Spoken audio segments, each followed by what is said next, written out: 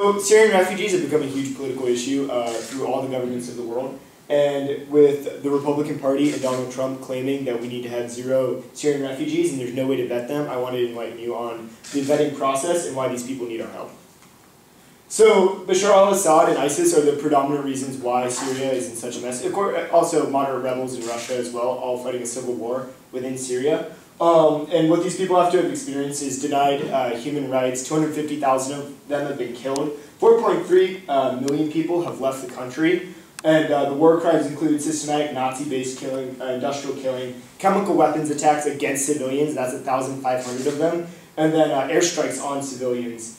This crisis has been the root cause of ISIS, and it will take a minimum of 30 years for this country to recover, and that's after the fighting has stopped.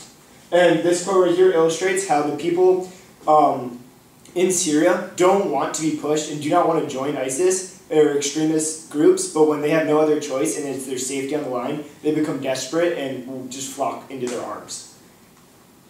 So the big claim is that there's no way to vet these people and that we're just letting in terrorists. And so I just wanted to bring you through the process. So the first process to becoming a refugee in the United States is you have to go through the UN and you have to apply to the UN, and only 1% of applicants actually get accepted and get reviewed. And that review process is an in-depth interview, home country reference checks, and biological screenings. And then they get brought, and then a small percentage of that get forwarded to the U.S. And then in the U.S., they have to go through 9 different government agencies, including National Counterterrorism, FBI Terrorism Screening, Department of State and Defense of Homeland Security, which are all very intense organizations that really try their hardest to root out any type of terrorists.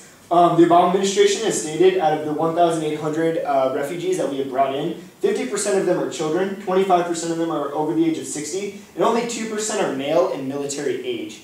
And this is a quote from Jana Mason, who is the senior advisor to the UN High Commissioner of Refugees, and she basically claims that the Syrian refugees are the highest vetted and most secure single ethnic group coming into the United States or any country.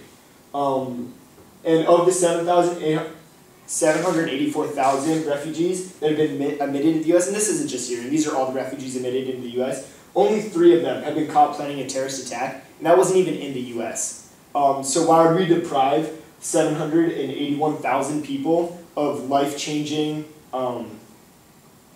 experiences in the U.S. or just absolutely, not having to deal with starvation or a government that's attacking them or genocide because 3 people are bad apples.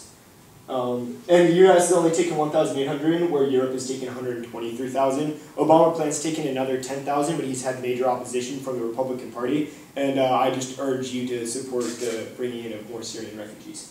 Thank you.